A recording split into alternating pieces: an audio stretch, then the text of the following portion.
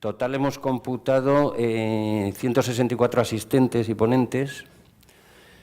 Y bueno, el error por este motivo que estoy diciendo es mínimo, es un porcentaje muy pequeño. Bueno, pues el trabajo que presenté al Congreso será publicado, no ha habido tiempo, no lo expondré oralmente. Mi trabajo va sobre astroestadística de los líderes políticos. Y esto sería un poco el método que he utilizado, aunque aquí he considerado muy pocos significadores por brevedad. Entonces, aquí he considerado el Sol, la Luna, Mercurio, el ascendente, el regente del ascendente y el significador de la casa 9, que ahora os explicaré como ejemplos. Y entonces analizamos en qué signo se encuentra en el total de los asistentes. A ver, bueno, pues os comento muy rápidamente. Esta es la colección de datos que hemos obtenido. Ya veis ahí los significadores y aparecen unas barras con incidencias, en algunos casos muy poco significativas. Por cierto, quiero indicaros que este tipo de trabajos, considerando un universo muestral indeterminado o infinito, en principio, para que las desviaciones sean significativas, para que, digamos, desviaciones medianas del orden del 20, el 30%, fueran significativas, necesitaríamos unos 400 casos. Es decir, aquí se muestran claros indicios, pero en principio son indicios. Aquí, en principio, todo lo que no se acerque a un 50% de desviación sobre la media, en principio puede ser meramente casual y no lo vamos a considerar. Así que, bueno, esta es la colección de datos y paso rápidamente uno por uno. Esto sería considerando también elementos. Ya veréis que, por ejemplo, el Sol escasea mucho en signos de tierra. O sea, lo llamativo es que escasea en signos de tierra, no tanto que abunde demasiado en los otros. La Luna parece estar muy distribuida. Parece que la Luna no tiene más que componente anímica y no tiene por qué estar relacionado con el hecho que nos dediquemos a la astrología. En tanto que el Sol, en principio, que es, digamos, más racional, ¿no? más vocacional o indica valores, ¿no? Pues sí estaría más relacionado y en principio aparece una desviación que a mí me parece significativa. Con Mercurio hay que tener mucho cuidado porque... bueno, para terminar la Luna, ya digo, esto es normal que no salgan desviaciones, porque aquí habrá un porcentaje, pues yo que sé, de depresivos, de maníacos, de tal, muy parecido al que pueda haber en un grupo de arquitectos, de políticos o lo que sea. Eso no tiene esa componente. Bueno, la Luna sí podría referirse a qué dedico tiempo, pero no me voy a enrollar. Mercurio, ojo, porque le pasa como a Venus, que no lo he considerado, porque estadísticamente no es la misma probabilidad que tengamos Mercurio o Venus en un grado u otro del zodíaco. Es decir, hay zonas donde su órbita se acopla, en cierto modo, con la de Tierra. Con la de Venus es descaradísimo, no he traído el gráfico porque no tenemos tiempo. Y de tal manera que hay zonas del zodíaco, en el caso de Venus viene a formar una especie de pentágono. Hay ciertos puntos en torno a un pentágono que son más probables que esté ahí. O sea que la significatividad aquí habría que analizarla, digamos, en un plan muchísimo más fino. El ascendente, sin embargo, aquí lo único que debe moderar nuestras consideraciones es el hecho de que en el hemisferio norte, que creo que predomina aquí, en el hemisferio norte siempre son más probables los ascendentes Virgo-Libra, ¿no? O Leo, Virgo-Libra, Escorpio. Son más probables en el hemisferio norte, porque sabéis que son signos que se dice de ascensión lenta, es decir, el ascendente va progresando lentamente, entonces se tira más de 2 horas por signo, claro. Entonces es más probable en el hemisferio norte en general tener un ascendente en esos signos. El regente del ascendente, sin embargo, seamos de donde seamos, la probabilidad de que esté en un signo en otro es exactamente la misma. ¿De acuerdo? O sea, considerando todos los ascendentes, con los regentes se trabaja muy bien, claro, siempre que consideremos signos completos. Luego, creo que me habéis hecho alguna pregunta sobre casas igual a cajas y tal, y la clave es el cómputo estadístico, si no, no se puede hacer. Y el significador de 9, no he puesto regente, aunque a menudo es el regente, pero si había en el signo en la cúspide de la casa 9 un planeta visible, entonces he considerado que ese planeta hace que se manifieste ese signo. Y si era un planeta no visible o estaba vacío, entonces me he ido al signo a través del cual se manifestaba el regente. Es fácil, ¿eh? Bueno, aquí aparecen unas desviaciones tremendas. Fijaros con el agua, ahora veréis qué agua en particular. Bueno, esto os lo he contado más o menos. La incidencia media esperada es de, o sea, si dividís 164 entre 12, os viene a salir eso, 13,67 casos por signo. Con las salvedades, ya digo, de que Mercurio no tiene una distribución homogénea y el ascendente realmente tampoco. Entonces, en el momento que veamos 20 casos o menos de 8 casos, se supone que ya estamos con una desviación más o menos el 50%, que a pesar de que el universo muestral que hemos considerado es un poco reducido, pero claro, si consideramos las desviaciones más grandes, entonces es fiable o es en buena medida fiable.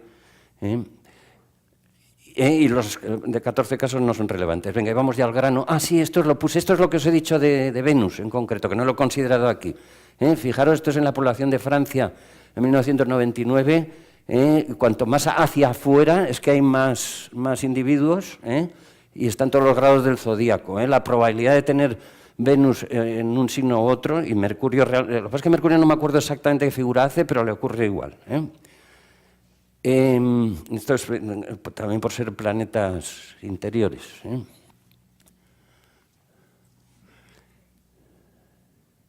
Esto también os lo acabo de comentar. Sí, bueno, pues vamos ya a terminar los gráficos. También os lo he comentado. Sol. Bueno, la desviación más significativa que sale positiva es en Aries. Hay un predominio muy claro de soles en Aries. Hay más de 20 casos de los aquí presentes. O sea, 1 de cada 6 personas aproximadamente de los aquí presentes es Sol Aries. Sin embargo, el Sol en Tauro baja enormemente. Esto no quiere decir que los Tauros no tengan, los soles en Tauro no tengan capacidad para la astrología. De hecho, nosotros somos cierto grupo de astrólogos. O sea, nosotros no somos la astrología, ojo. Estamos analizando a los asistentes a este congreso, que casualmente al ser astrólogos es normal que haya alguna desviación, pero veréis, la más significativa la dejo para el final.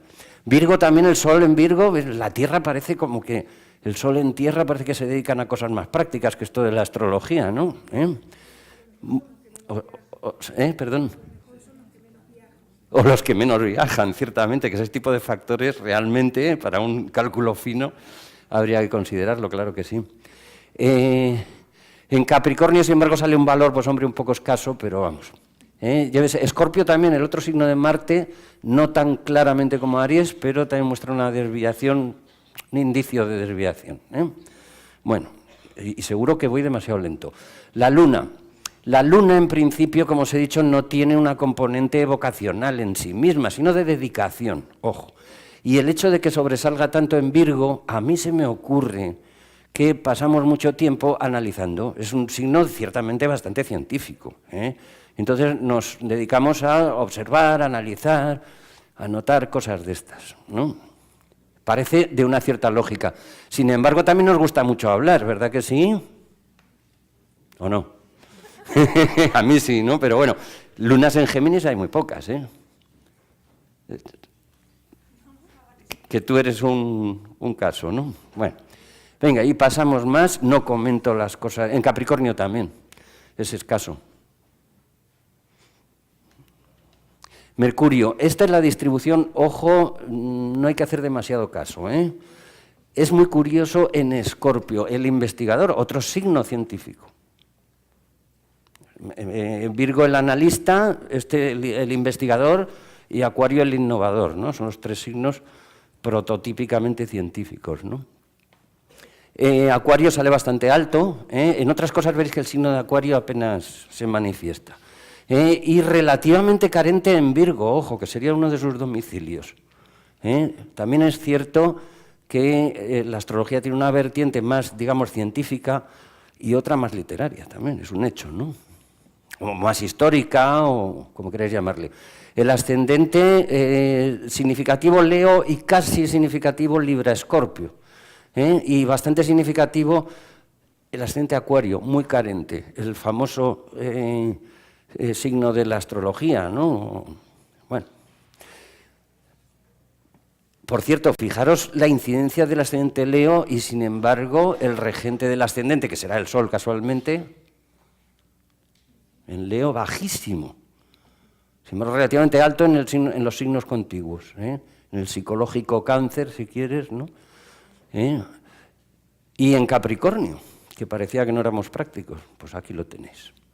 Bueno, pues esto es, perdón, ascendente y regente del ascendente, por ver el contraste más grande, la desviación positiva en el y la negativa en esto. Y se me acaba el tiempo. Esto, el significado de la 9, que ya os he dicho cómo calcularlo, sale enormemente en Piscis, claramente, 21 casos, me parece, sí, 21. Si cuando el significador principal de la casa 9 se manifiesta a través del signo de Piscis, el individuo tiene una visión de la vida, o una ideología, si queréis llamarle, idealista, o ecologista, o anarquista, o nihilista, o místico, o, como se dice, o fanático. Es decir, parece que tenemos que estar un poco por encima de la vulgar realidad, ¿no? Y creo que no hay más. La dignidad del regente de la 1, sí. Esto, diríamos, sería la capacidad de logro personal, no necesariamente profesional, social o de otro tipo.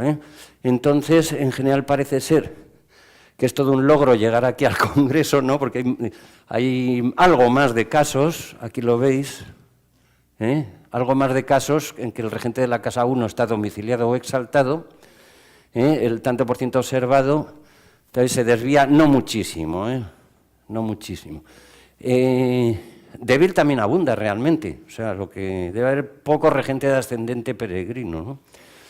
Y peregrino, ya lo veis, aquí lo tenéis, una incidencia un poco mejor que menor que la otra. Bueno. Y los aspectos lunares, aquí termino. La luna está preferentemente aspectada con benéficos, es decir, con 1 o 2 benéficos, los clásicos, en 50 casos. Con maléficos entre otros 50, es lo que digo, nuestro estado emocional no tiene nada que ver con otro tipo de grupos que se reuniera. Igualmente, es que es una manera de aumentar la capacidad expresiva no verbal, ¿no? Tenemos 23, serían los más quizá equilibrados, y no aspectada ni por benéficos ni por maléficos, también sería una manifestación bastante cerebral, ¿no?, del tema. Bueno, aquí termino porque tenemos muchas preguntas que contestar, ¿vale? Venga, muchas gracias. Sí, vamos a ver con las preguntas porque esto me vais a tener que ayudar un montón. Las primeras, que prácticamente se repite, nos viene, leo la primera solo porque es que hay 2 o 3 que son iguales. Dice, ¿por qué no se ha nombrado a Tito Macía como el recopilador y autor de gemoastrología a la relación entre las gemas y las estrellas? Dice, me ha parecido muy feo y tal. Esto refiriéndose a una ponencia de Estrella, creo. Sí, no, tranquilos. He empezado por la más polémica porque yo creo que esto se puede solucionar relativamente rápido. Por supuesto, dando las palabras a los 2 interpelados, pero en principio la gemastrología viene de muy antiguo y quizá yo creo que es más fallo quizá un poco de la propia organización. De todas maneras, yo no sé si en vuestros trabajos habéis incluido información al respecto o ha quedado... Adelante. Lo contesto rápido, sí. Porque ya se lo dijo a él. Esa ficha es de Tito directamente. Mi querido profe, que ya le dije, maestro, sí que estás citado, tú y mucha más gente. Lo que pasa es que ayer no hice citas, solo hice algunas pequeñas citas de la bibliografía en respuesta a lo que me preguntó Rafael Gilbrand. Pero en el trabajo escrito sí que está citado. Él, Mariano Ladrén, José Luis Carrión, Raquel, no me acuerdo el apellido, la chica que hizo el estudio del Magisterio Vaticano, etcétera. Claro, lo que pasa es que a lo mejor los presentes no han percibido esa citación. Claro, por eso le dije al salir, no te preocupes porque al menos en el trabajo sí que está hecho. Lo que pasa es que aquí no podía dar un listado de los 14 títulos que he manejado. Porque ¿Tito no está por aquí? No está. Pero ella lo sabe. Si alguien quiere... De todas formas, esto...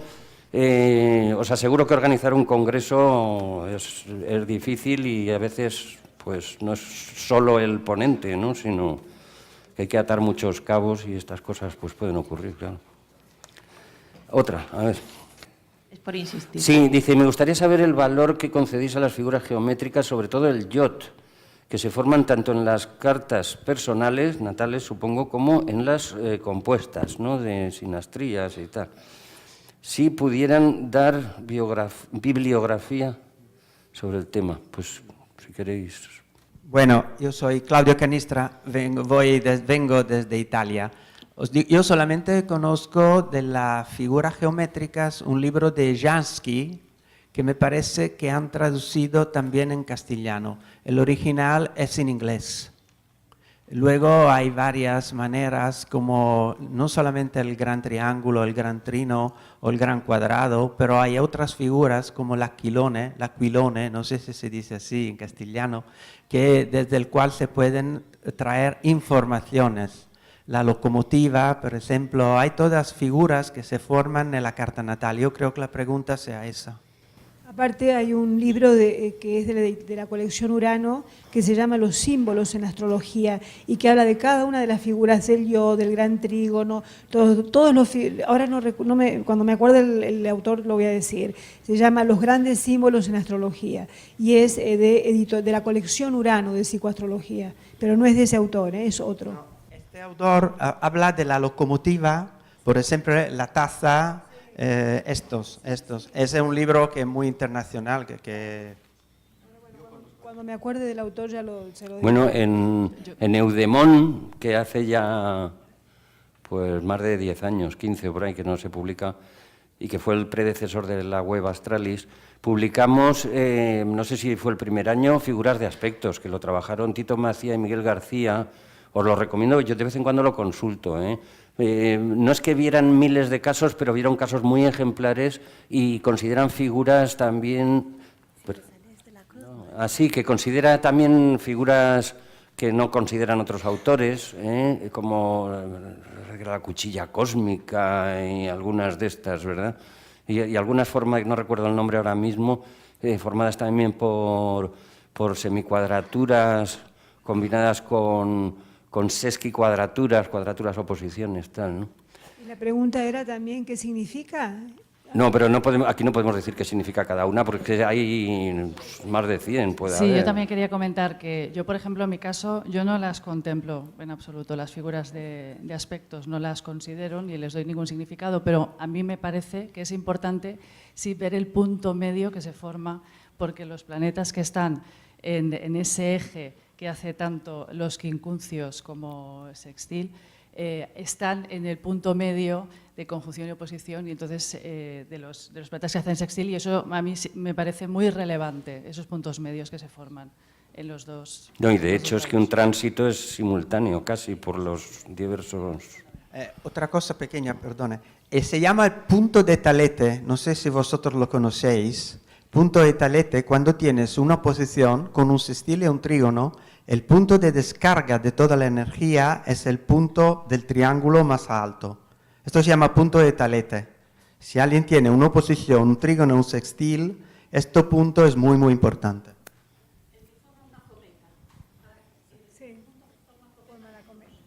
Vamos a ver, y habéis preguntado también en sinastrías, por ejemplo. Muchas veces encontramos individuos que tienen una oposición bastante espantosa, porque no tiene ayudas, ¿no?, de aspectos armónicos. Esta persona lo que tiene que hacer es buscarse un aliado que tenga un planeta, lo más personal posible, claro, haciendo trígono y sextil a esa oposición del otro. Las medias cometas en concreto se consideran asociaciones ventajosas. La definición así más escueta y más concreta que he encontrado es esa, asociaciones ventajosas. Pues aquí tenemos una solución para problemas de un individuo que haciendo equipo, pues es la estrategia en el cuento de Pinocho, ¿no?, del cojo y el ciego, ¿no? Asociándose bien un cojo y un ciego pueden solucionar sus problemas. Bueno, de todas maneras, como la pregunta es, me gustaría saber el valor que concedéis a las figuras geométricas. Yo le doy poco. Teóricamente se supone que el que está en el punto apex es el planeta que está como más presionado, Pero, sinceramente, todo lo que tenga que ver con aspectos menores, pues a mí me parece que hay mucha literatura, sinceramente. También es verdad que cada uno, dentro de la astrología, cada uno somos de nuestro padre y nuestra madre, como es cierto. Hay muchas formas de verlo y esto puede ser muy discutible. Yo, desde luego, le doy muy poco valor. Yo igual, como está preguntando por el valor, ¿no? Tampoco atribuyo, ¿no?, gran valor, sobre todo si son aspectos menores. Y sobre todo pienso que hay que tener en cuenta la dignidad, ¿no? Es la dignidad que tiene el planeta, más que intentar dar bombo y platillo, ¿no?, a la significación del propio aspecto, porque no debemos olvidar, ¿no?, que un planeta que sea maléfico, benéfico, pero que tiene dignidad, ¿no?, que está en su domicilio, que está en su exaltación, las cuadraturas que puede hacer serán motivantes, ¿no? Serán cuadraturas que te harán una inquietud, pero que te hace avanzar. Entonces, sobre todo, más que analizar los aspectos por separado, es analizar la dignidad de esos planetas que al fin y al cabo son los que van a comunicar. Una cosa, cuando tú has hecho muchas cartas natales te vas a dar cuenta que a veces cuando estudias la posición de un planeta y todo lo que involucra ese planeta, hay una sincronicidad y hay un holismo. Entonces, cuando te puedes estar años estudiando cada uno de los aspectos y de los dibujos que te van a confirmar lo que ya está contenido en el análisis más primario de la lectura. Entonces, claro, los aspectos te enriquecen, pero yo tampoco le doy demasiada importancia al dibujo en particular. Sí, bueno, pues que esta es para debate largo. Esta es la contestación. Bueno, yo voy muy en la línea del resto de compañeros y también le concedo muy poca importancia a esas figuras. Como mucho, lógicamente la gran cruz cósmica o el gran trígono, pero también puede cambiar mucho la significación en función de los planetas involucrados. O sea, no es lo mismo una gran cruz cósmica que involucre Plutón, Marte, Saturno o un Yod, lo mismo, que otra que tenga Júpiter, Venus, Luna, por ejemplo. Entonces, a la hora de la verdad hay que atender al caso particular y sí que también coincido con la importancia del punto medio que se genera entre los sextiles y demás y el punto opuesto a la oposición, ¿no? Lo que completa el cometa. Esos puntos por tránsito sí que he visto que son muy significativos. Es que no es lo mismo una figura con aspectos mayores como la T cuadrada o el gran trígono que un Yod, que no dejan de ser pues, dos quincunциas que son muy discutibles. Bueno, yo esto solo quería decir que varios autores, y mi opinión personal está de acuerdo, un verdadero Yod, una verdadera cruz cósmica o figuras de estas, tiene que ser con planetas visibles. Y tiene que ser que cada uno sea regente de una casa en concreto, para poder hablar en concreto. Bueno. Digo, porque no está clara la regencia de Urano, Neptuno y Plutón. Intervienen por allí. Sí, me gustaría aportar un detalle, ¿no? Si hablamos de Morin de Villefranche y de aspectos mayores, totalmente de acuerdo con lo que estáis diciendo, hay que hacer una primera lectura de los... Yo sí hago lectura de las figuras en las cartas, evidentemente, pero con los aspectos mayores, para dar un sabor. Sobre todo porque cuando hay aspectos mayores, es lo que estaba diciendo Sergio hace un momento, en los tránsitos o en las direcciones o en las progresiones secundarias, evidentemente el toque de un planeta, astrodinas, el toque de un planeta en un punto determinado sobre una figura hace múltiples aspectos simultáneamente en esa figura. Si el orbe es muy cerrado, pues esto es muy llamativo. Pero en relación a los aspectos menores, hice hace 2 años un trabajo sobre geometría sagrada para poder reivindicar una astrología contemporánea basada en armónicos, justificada con los aspectos mayores y menores de la época de Morin de Villefranche y el desarrollo de Morin. Para esto me basé en las traducciones de la astrología gálica de Pepa Sanchis. No podemos desperdiciar la información que hay en los aspectos menores si lo vemos desde el plano de la geometría sagrada a través de las figuras que conllevan armónicos. Y estamos hablando de armónico 7, armónico 8, armónico 9, armónico 10, armónico 11, semisextil, armónico 12. Es decir, que en una primera lectura totalmente de acuerdo con vosotros, pero si queremos entrar en la profundidad del individuo, hay que mirar los aspectos menores, las figuras de aspectos, porque nos van a hablar de múltiples aspectos simultáneos al paso por un punto de astrodinas concreto y al mismo tiempo los armónicos hay que reivindicarlos. Bueno, pues ahora viene una pregunta para mí y procuraré ser súper breve. Dice, me gustaría que Sergio Ribillo explicara brevemente lo que suele comentar en Facebook sobre los signos casas y cómo alguno de ellos se ve como cajas. Sí, vamos a ver. Está muy extendida la interpretación actual de las casas considerándolo como cajas. Es decir, que la casa empieza en su cúspide y termina en la cúspide siguiente. Bien. Esto nos trae, a mí me evoca dos consideraciones. Una, de tipo interpretativo, que llegué a la conclusión porque es que venía observando que quien lo utiliza así no suele utilizar regentes. ¿Por qué? Porque si utilizara regentes, un planeta que está en esa misma caja, digamos, pero en un signo obedece a un planeta, le puede dominar otro planeta, ¿no? Y el que está en la misma caja, pero en el siguiente signo, le va a dominar otro planeta. Claro, si ahí aplico regentes, me hago un lío impresionante. Conclusiones, solo hace la gente que no utiliza regentes. Otra, es que habría que considerar dos regentes para eso.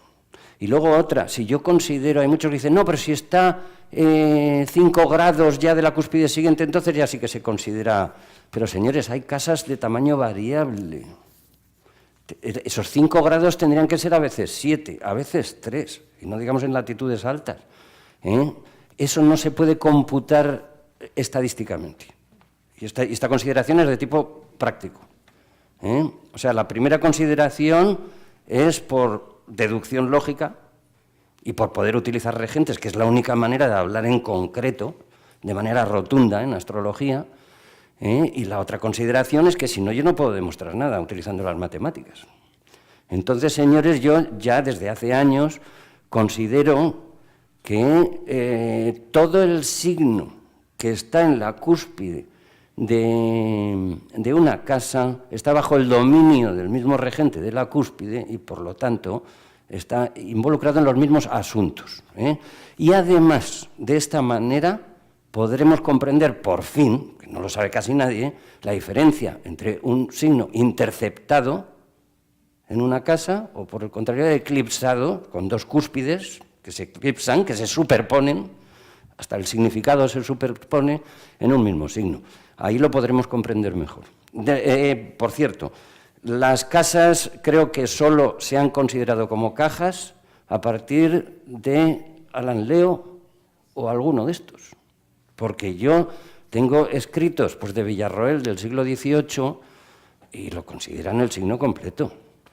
Es que si no, no se puede computar. Así que ya está. Venga, otra. ¿Qué opináis de esta? Perdona, quería añadir una cosa. Sí. Los antiguos utilizaban la distancia horaria. La Sí, ya sé distancia que hay horaria variantes, cierto. es la manera por sacar fuera de la cuestión de los grados. Porque 5 grados en distancia horaria son 0,33. Porque se considera que desde el ascendente hasta el medio cielo están 6 horas. Siempre 6 horas. Igual si son 90 grados, 60 grados o 120 grados. Por lo cual, yo creo que la respuesta a la pregunta debería ser, lo que cuenta es la distancia horaria que tiene cada planeta desde la cúspide. Y si hacen aspectos en distancia horaria. Por lo cual, si tienen la misma distancia horaria, en el caso están en aspecto, independientemente de los grados de diferencia que tienen. No sé si lo he explicado bien. Bueno, y se me olvidó decir, Ben Rachel, dice, y supongo que no solo lo diría él, que todo lo que esté en un mismo signo, aunque no esté en orbe de aspecto, se mezcla. Se mezcla y tienen el mismo regente, claro, lógicamente, obedecen al mismo planeta. Se mezcla, es decir, es como una conjunción débil, ¿no?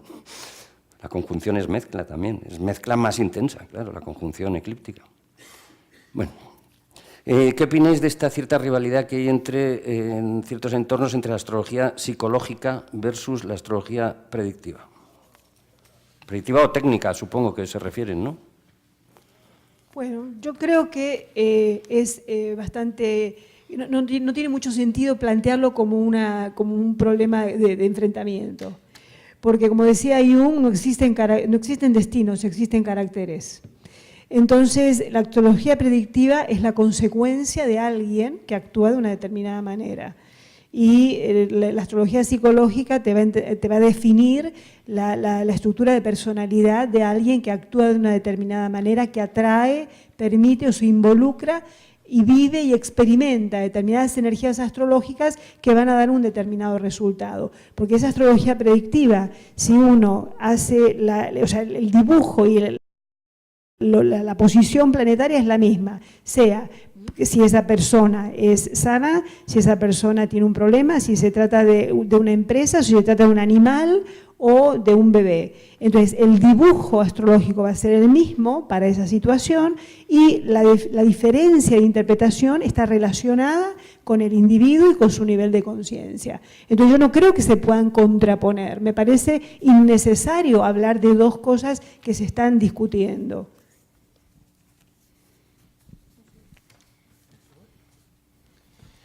Pues yo pienso que también la confrontación es completamente absurda, ¿no? Porque a la práctica el astrólogo, ¿no? Pienso que debe tener formación tanto de la parte técnica, ¿no? De la astrología tradicional, que es muy rica, ¿no? En técnica, como también ser consciente del factor psicológico.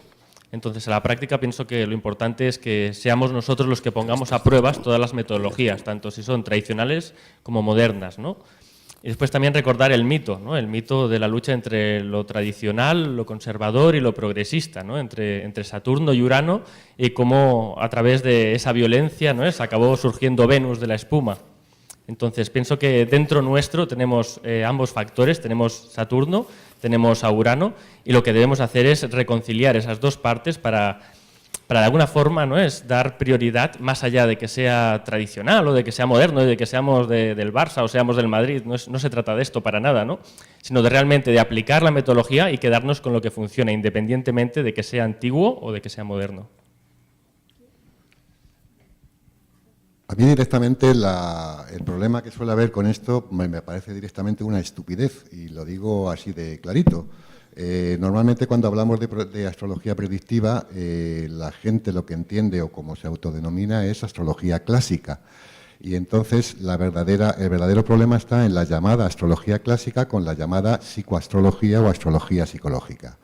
El problema de algunas personas es que, lógicamente, en los textos clásicos y en la astrología clásica que pretenden practicar, ahí ningún clásico ha hablado nunca de temas psicológicos, porque con decir si el temperamento era más colérico o más sanguíneo, pues con eso les valía, ¿no? Y evidentemente yo no creo que a nadie se le ocurra pensar que hace unos años, cuando al astrólogo le iban a preguntar en el mercado si encontraré esposa, pues yo imagino que con que le dijeran que sí, que aparecería una mujer llena de donaire y fermosura, pues ya le valía.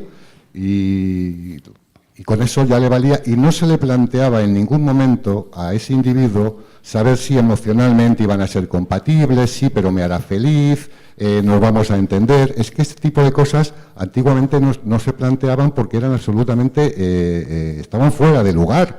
Si a un señor en un mercado, un raterillo, le robaba la bolsa, pues hasta ahí llegábamos.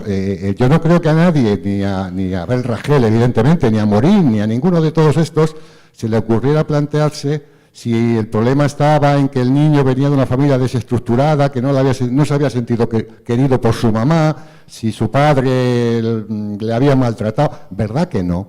Pero sin embargo hoy nos lo planteamos. Por lo tanto, yo entiendo que si la astrología no puede ser ajena a nada de lo que sea humano, plantearse esa diferencia, esa dicotomía, ese hablar despectivamente de los psicoastrólogos, pues me parece que no tiene ningún sentido. Evidentemente tampoco lo tendría el dedicarnos simplemente a lo que es la psicología, porque para eso ya están los psicólogos, ¿no? Se trata de sumar, no de confrontar. Por supuesto que hay que seguir utilizando las técnicas tradicionales, y hay que hacer predicción, y hay que hacer direcciones y tránsitos y progresiones, pero ¿cuál es el problema por hablar de las posibles neurosis de una persona exactamente con la misma libertad con la que hablamos de las posibles enfermedades, aunque no seamos médicos, o cuando hablamos de cómo van a ser los viajes, aunque no seamos técnicos de turismo? ¿Por qué no se puede hablar de psicología? ¿Por qué algunos compañeros, cada vez que se aparece el término psicología, se les ponen los pelos de punta? Yo sinceramente no lo entiendo. Yo espero que alguien alguna vez me lo explique. Yo creo que sean dos versantes que deben unirse, como dice justamente la clásica tiene algunas herramientas que nos hemos perdido. Por ejemplo, los epiciclos, hablábamos hoy del hecho que un planeta sea visible o no visible, cuando sale fuera del Sol, por ejemplo. Estas son cosas que normalmente se utilizan poco. Las fases del planeta con el Sol, ¿no? Cuando está retrógrado o no está retrógrado. La otra técnica que se utiliza mucho, como decía antes, es la distancia horaria, que es fundamental por saber si un hecho que está en el eclíptica, o sea, en el zodíaco tropical, se podrá realizar verdaderamente en la persona en aquella carta. Esta es la manera que tenían los antiguos de mirar las cosas. Lo que está en la eclíptica es algo que está en potencia, por lo cual un trígono en la eclíptica es una potencialidad que una persona tiene. Se puede realizar si esto se realiza en el horizonte. Estoy mirando, por ejemplo, los planetas cuando se levantan, cuando amanecen, cuando se ocultan, o la estrella fija que está al nacimiento.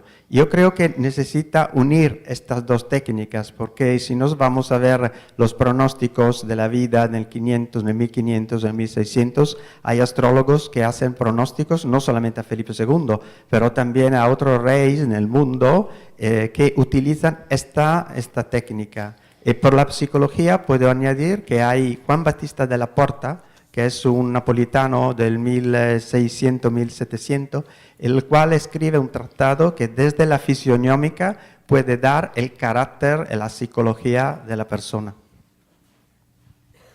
Bueno, bastantes cosas que han dicho los compañeros, ya es innecesario repetirlas, y yo creo que los astrólogos, las astrólogas, no somos psicólogos, y más vale que quien trate de ejercer una astrología psicológica, más vale que tenga también, tenga la formación en psicología, porque me parece un poco peligroso, ¿no? Adentrarse en esos terrenos es muy delicado.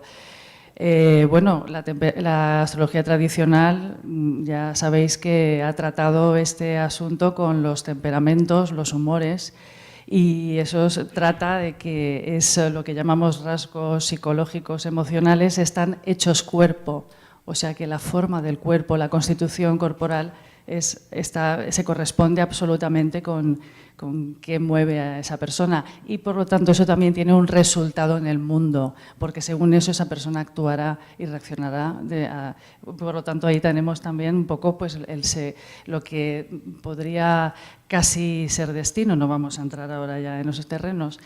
Y solamente decir que, por ejemplo, es muy complicado abordar unas cuestiones psicológicas, ¿no? En una consulta, y es muy difícil.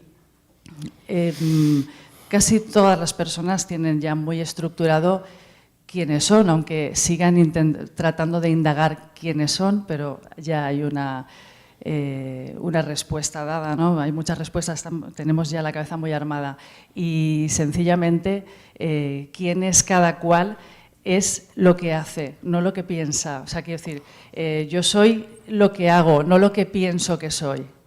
No sé si me explico, ¿eh? Y eso también se ve en la carta. Vale, yo creo que la polémica existe realmente, si se lee en foros, si se lee simplemente las discusiones que hay entre astrólogos, y tiene cierta base en el sentido de que a veces a la astrología psicológica se le puede tachar de ambigua o de que no va al grano, o que incluso desprecia mucha parte técnica tradicional que es perfectamente útil, técnica predictiva. Y también las críticas que se hacen a la versión más ortodoxa, más predictiva, cuando se desliga del carácter o de la responsabilidad del individuo, te va a pasar tal cosa independientemente de lo que tú hagas, o incluso cuando las predicciones tienen un carácter categórico, fatalista, y hay una desresponsabilidad allí. O sea, realmente se dan sentencias que pueden hacer daño a la persona. Entonces, hace falta un tacto, hace falta también un conocimiento del individuo profundo, y eso el abordaje psicológico te lo puede dar, y es terapéutico en sí mismo que una persona se conozca, y también la parte predictiva de un modo constructivo, de un modo empoderador, de un modo donde nos hagan ver cuál es el papel que está ya fijado y cuál es nuestra permeabilidad, cómo podemos ajustarnos vibracionalmente a las situaciones para vivir un mismo emplazamiento, un mismo tránsito con más conciencia y por lo tanto de una forma más constructiva, o como de un modo pasivo y puramente pues dejándonos llevar, la situación se puede volver mucho más problemática. O sea, una misma interpretación no es aplicable a los mismos individuos, porque precisamente depende de su propio nivel de conciencia, su nivel de desarrollo y su nivel de conocimiento personal. Quería solamente completar. Kant, que fue un gran racionalista, decía, si tú conoces a una persona absolutamente en todas sus características, en toda su experiencia histórica, todos los factores que la rodean, lo que le pasa, cómo piensa, cómo siente, cómo actúa, todo, puedes predecir exactamente lo que esa persona va a hacer y vas a predecir exactamente cuál va a ser el resultado de lo que esa persona hace si conoce su entorno y al mismo tiempo sostener que esa persona es libre. Y a mí me importa eso, ¿no? Porque el riesgo con la astrología predictiva es que parece que uno tendría que aceptar que hay un destino irrevocable. Y no es necesariamente así. Se puede prever, pero al mismo tiempo entender la libertad, por lo menos de ver cómo vive aquello. Entonces, y eso tiene que ver con el carácter. Yo, a cuento de lo que acabas de decir, me gustaría decir una pequeña poesía, un fragmento que os sonará, 4 versitos pequeños. Dice, la vida o el amor es como una barca con 2 remos en el mar. Uno lo aprieta en mis manos, el otro lo mueve el azar.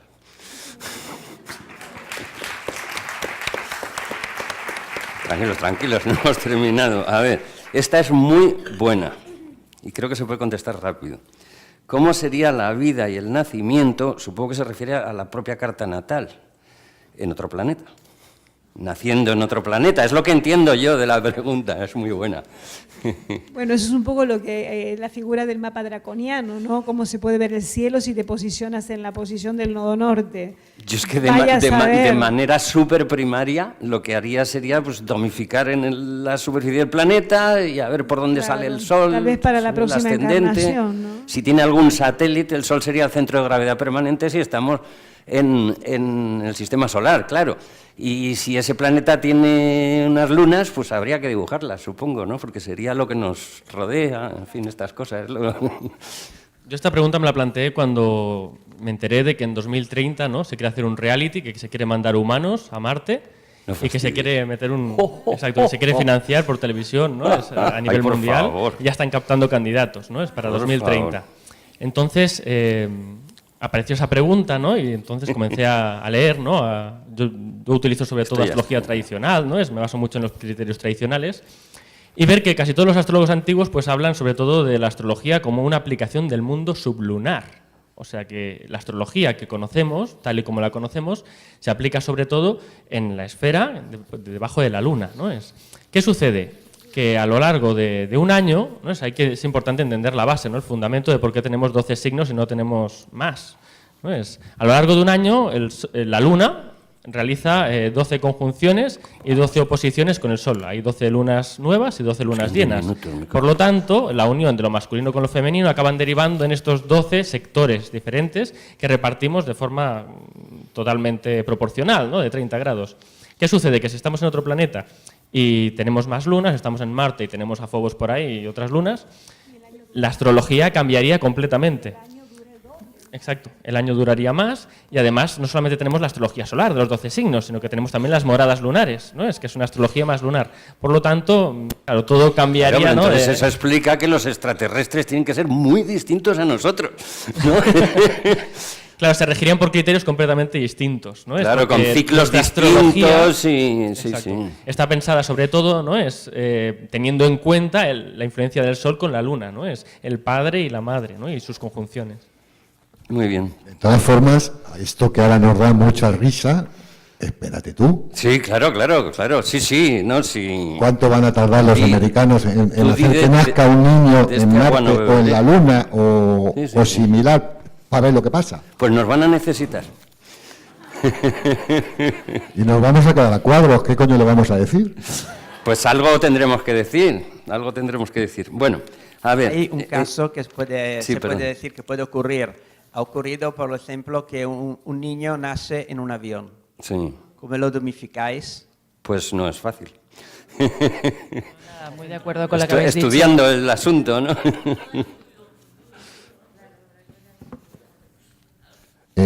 Sí, se puede hacer. Se puede hacer. Yo, en su momento, hace ya muchos años, cuando empezaba en astrología, una cosa que me llamó la atención fue que un personaje que todos conocemos, porque es de la televisión, el tal Jimmy Jiménez Arnau, ese claramente ¿Sí? dijo que nació en un avión que iba de viaje, iba a Río de Janeiro desde Londres, no me acuerdo de dónde. Pues a la velocidad que va un avión, la precisión de sus datos para ver la localización geográfica.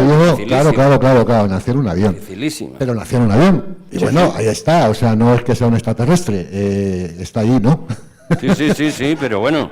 Yo lo que hice... Ahí es difícil. Yo lo que hice yo, a mí se me ocurrió, yo no sé hasta qué punto, además esa carta la tengo perdida, no te la puedo enseñar ni nada por el estilo, pero yo recuerdo que calculando la hora a la que había salido el avión y el tiempo previsto de llegada, la hora a la que se supone que había nacido, más o menos geográficamente, longitud, ¿no? latitud, aunque fue en medio del océano, sí. Ahí se domifica la carta. Y luego ya es cuestión de ajustes. No, es que todas... Yo no, pero los ajustes...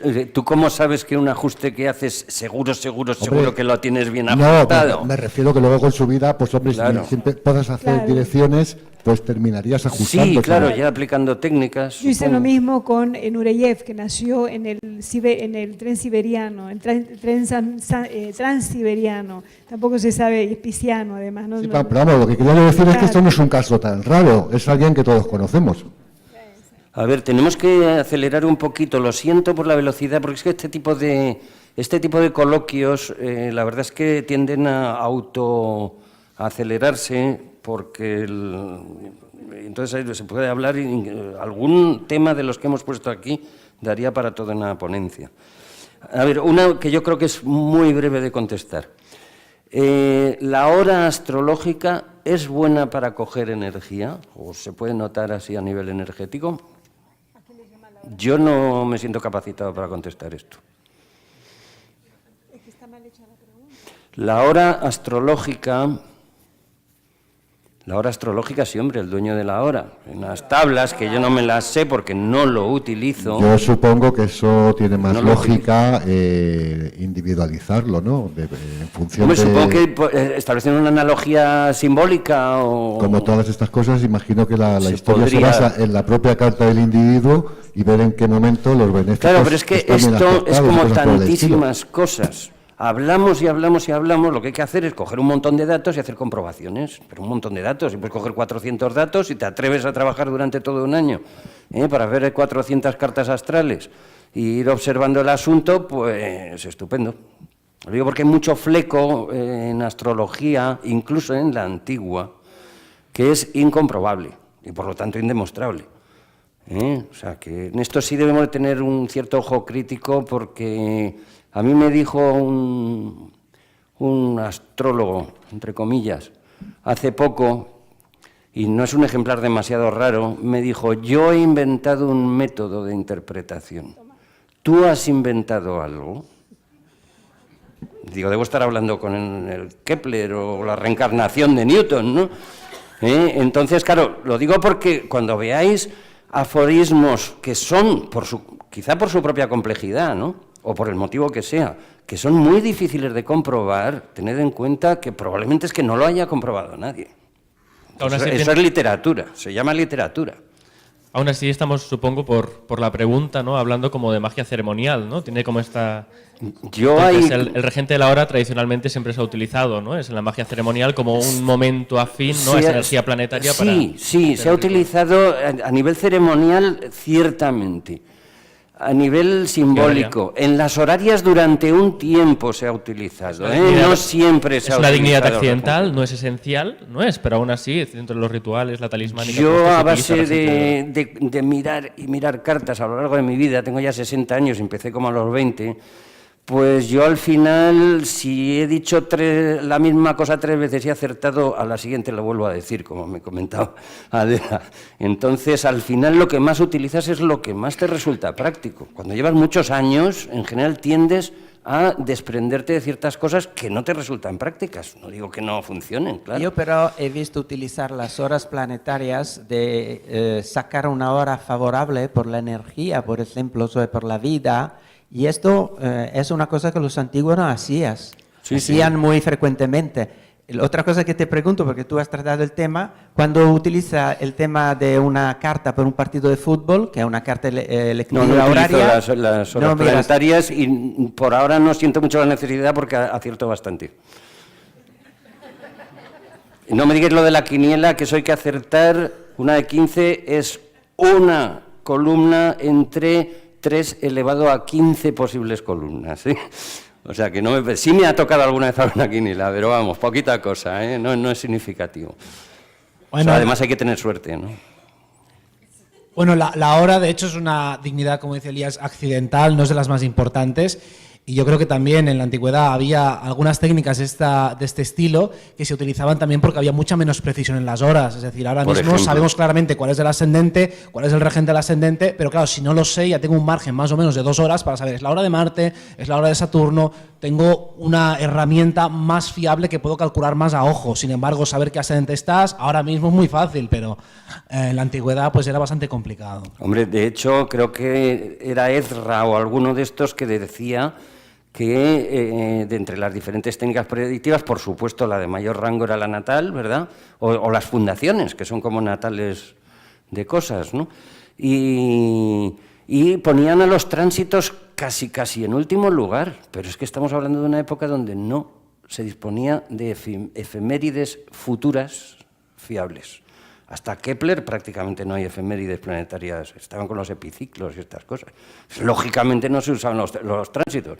Se giraban la carta y hacían cosas de estas. Una vuelta, vuelta y media, 3 vueltas. A ver, venga, terminamos muy rápido. Sí, sé lo que dice. Explicación de la interpretación de cartas astrales, de mellizos o gemelos. Yo como todos. Vale, bueno, de hecho, como ya hablaré de eso mañana, pero simplemente con las cartas armónicas se pueden ver diferencias brutales entre 5 minutos de diferencia entre 2 cartas. O si no, también utilizando los puntos medios. Con los gemelos, yo también, ¿no? Las diferencias son muy notables cuando se analiza la dodecatemoria del ascendente, donde puede un gemelo, el primero, estar en un signo y a los 5 minutos, aunque solamente sean esos 5 minutos, la dodecatemoria ya pasa al siguiente signo. Por lo tanto, la forma del yo social, ¿no? La forma en que uno se va a mostrar socialmente, ya tiene un matiz muy distinto, especialmente a nivel mental, ¿no? Que esto es lo que rigen las dodecatemorias. Y después el desarrollo de la vida de los 2 gemelos pues será muy diferente dependiendo del lugar exacto donde estén dentro de cada cumplimiento de revolución solar. No es lo mismo que cumplan en el mismo lugar, que tendrán una revolución solar muy similar, así uno está en Francia y otro está en España, ¿no? Entonces ahí el mapa se mueve, ¿no? Esa revolución solar y el destino o los eventos que sucederán durante ese año pues tendrán un ligero cambio. Voy a leer esta última. Hay veces en que resulta muy complicado porque efectivamente nos encontramos con gemelos que nacen los 2 con el ascendente en el mismo signo, no sé, porque claro, cuando el uno nace al final de un signo y el otro al principio del otro, pues es muy fácil. Pero hay veces que nacen efectivamente pues con diferencias de 4 o 5 minutos, que en definitiva es un grado y solamente y tienen la misma carta. Al margen de que por direcciones se pueda dar, que efectivamente esos 4 grados den una diferencia de un año, pero es que hay gemelos, sobre todo con cesárea, que los sacan juntos prácticamente. Lo que yo sí he observado, y esto, pero claro, evidentemente no tengo suficientes ejemplos como para hacer un estudio, pero sí que he observado y me parece curioso, y os lo digo para que lo podáis tratar, es que en esos casos suele ocurrir que los 2 gemelos tienen la misma carta, aparentemente son totalmente distintos y sin embargo los 2 están respondiendo a la misma carta.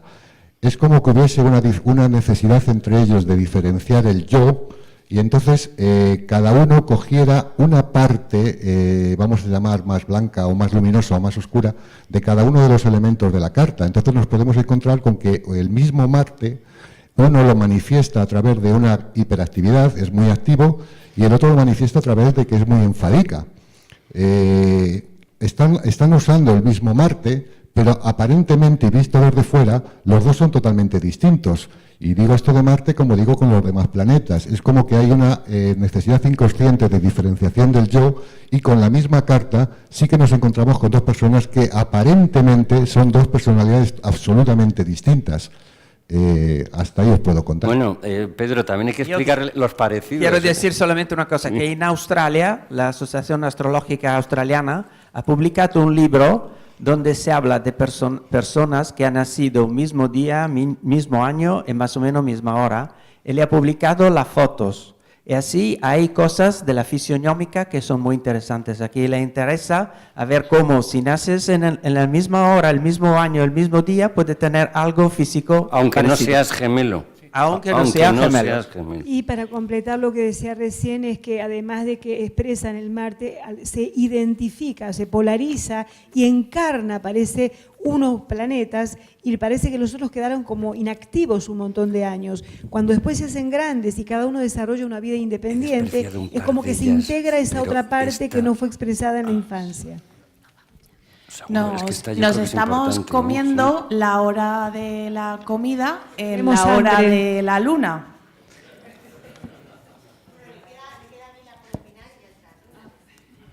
Sí, bueno, tampoco es que sea muy... Nada, que bueno, que hay un caso muy interesante de gemelos. Precisamente son los nietos de Lord Mountbatten. Hubo un atentado en agosto del 79, murió parte de la familia. De los nietos de Mountbatten, que murió también en el atentado, es de la familia real inglesa. Uno de los nietos sobrevivió y el otro murió. Y entonces es un caso muy interesante. Bueno, yo escribí sobre ello en mi blog Astroglifos, por si os resulta curioso ver el dato. Y es que justo, claro, esta ocasión no la tenemos siempre que tenemos cartas de gemelos, cuando ya sí que vemos que hay algo que cambia verdaderamente. Y es que en la carta del segundo, del que nació después, el sol ya está tocando el horizonte, ya empieza a ser una carta nocturna, y eso lo cambia todo. Sobrevivió el de la carta nocturna, no el de la carta diurna, porque la carta nocturna tenía una luna muy potente. Eso es muy importante a la hora de analizar todas las cartas, ver si es carta nocturna, diurna, la secta, los regentes de triplicidad. Esto no dejéis de revisarlo, y esto es un caso muy interesante, por si lo queréis ver. La carta nocturna está menos expuesto también. La carta nocturna está menos expuesto también. Pero es que la luna era muy potente, creo que era la luna exaltada en Tauro. Bueno, en fin, había una serie de derivaciones que ya cambiaba totalmente uno. Me están pidiendo en el público que nos hemos presentado, si podéis, por favor, presentaros, decir quiénes sois. No había tiempo para nada. Mila Domingo, empezando por allí. Nada. Solamente que yo como astróloga escribo, mi nombre es Astroglifos, no Mila Domingo. Quiero decir que no busquéis Mila Domingo, que vais a encontrar otras cosas que no tienen nada que ver. Y nada, pues eso, encantada. Luego tenéis a Claudio Canistra. Bueno, yo quiero solamente decirme una cosa. Yo vivo en Italia, pero he devenido el director de esta revista que se llama Spica. Nosotros hemos hecho una promoción para este congreso, que quien ha participado, se ha inscrito al congreso, puede suscribirse a esta revista. El costo es 75 € al año, pero quien se ha suscrito al congreso lo tiene por un año por 35 €. Por lo cual, si alguien lo quiere, es una revista trimestral donde son 200 páginas más o menos, y tenemos artículos de horaria, de astrología psicológica, antigua, así. No, el castellano, es castellana, esta revista se imprime en Lérida, por lo cual es castellano. Pedro Jiménez San Millán.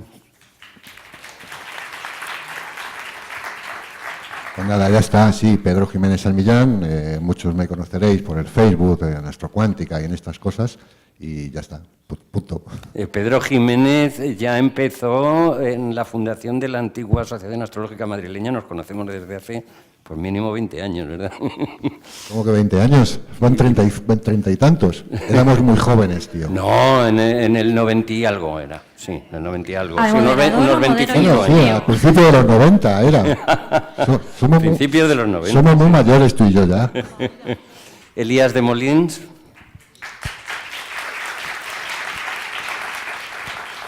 ¿Tú cómo te llamas? Yo soy director de la Escuela Campus Astrología y he diseñado un programa, soy programador también, que se llama Astroespica, en el que podéis calcular vuestras cartas astrales a nivel online e incluye un montón de funciones, ¿no?, que otros programas no incluyen. Entre ello, como comentaba Estrella, ¿no?, ayer, la catalogación de las estrellas fijas, ¿no? Hay 115 estrellas que he catalogado en base por color, ¿no?, para que podáis ver una carta astral también teniendo en cuenta los puntos de luz que brillan en el cielo, que siendo astrólogos pues son interesantes. Adriana Borman. Bueno, gracias. Nada, sencillito. Yo hago cábala y astrología y un montón de otras cosas y vivo en Mallorca y nada, ya está. Gracias. Bueno, Robert. Y Robert Martínez. Yo soy de Barcelona, trabajo en Cosmograma y si queréis nos vemos mañana en la última conferencia. Bueno, y de mí lo que queréis saber de mí, Sergio Ribillo, la web Astralis.